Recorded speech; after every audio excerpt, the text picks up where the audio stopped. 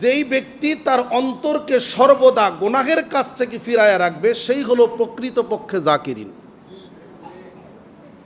যার অন্তর গুনাহ থেকে পবিত্র, তার সম্পর্ক সরাসরি আল্লাহর সাথে। কার সাথে? আল্লাহর সাথে। হাসরের ময়দানে দুইটা গ্রুপ হবে। জোরে বলেন কয়টা? একটা জান্নাতি আর একটা জাহান্নামী। পরীক্ষা দেওয়ার পরে দুই গ্রুপ হয় মূলত, একটা হলো পাস আর একটা ফেল। তো এই জান্নাতি হওয়ার জন্যে দুইটা গুণ লাগে। কয়টা গুণ? দুইটা গুণ। আল্লাহ পাক কোরআন কারিমে বলছেন, আল্লাযীনা আমানু ওয়া কানু ইয়াত্তাকুন।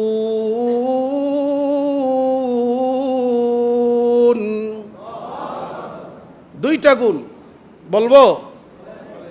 আর একটু মোহাব্বতের সাথে বলেন, বলবো?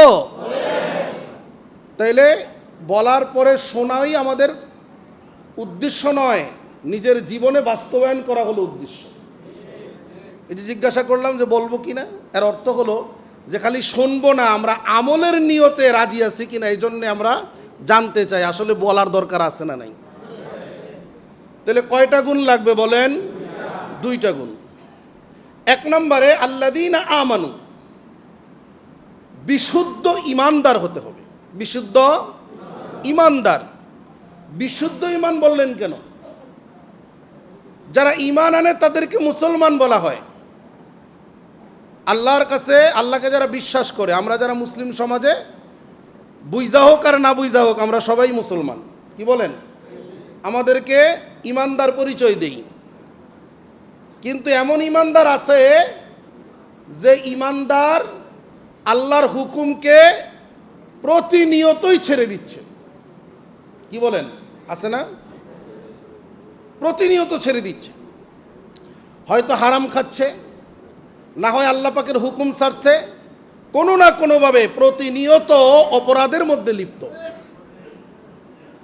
তাহলে ইমানদার অপরাধের মধ্যে লিপ্ত হবে কেন? ইমানদার, বিশুদ্ধ ইমানদার তো শুধু আল্লাহর উপরে ভরসা করবে। মানুষ হারাম করে কেন? অপরাধ কেন করে বলেন তো? অপরাধ করার উদ্দেশ্য, কারণ হলো মানুষ দুনিয়ার মোহে পড়ে, দুনিয়ার লোভে পড়ে মানুষের চাহিদাকে অগ্রাধিকার দেয় আল্লাহর হুকুমের চাইতে বেশি। আমার কথা বুঝতেছেন? এজন্য আল্লাহ বলছেন আল্লাযীনা আমানু, এক নম্বরে বিশুদ্ধ ইমানদার হও, যে ইমানের মধ্যে কোনো ঘাটতি থাকবে না।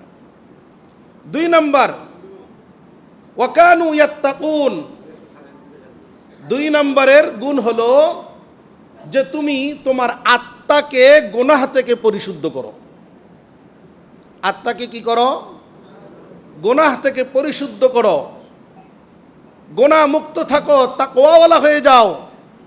অন্তরের মধ্যে শুধু ভয় থাকবে কার? আরেকটু আওয়াজ করে বলেন কার? আবার বলি আল্লাহ। কত মজা লাগে আল্লাহর নামে, কত মজার নাম। তাহলে আল্লাহ পাকের জিকির আমরা বেশি বেশি করবো তো ইনশাল্লাহ। দুইটা গুণ হাসিল করতে পারবো। এক নম্বরে পরিপূর্ণ ইমানদার হব, দুই নম্বরে সমস্ত গুনাহ থেকে নিজেকে কি রাখবো? পবিত্র রাখবো, হেফাজত রাখবো। এই জন্য আল্লাহ পাক আমাদেরকে সর্বোচ্চ চেষ্টা করার তৌফিক দান করেন, বলেন আমিন।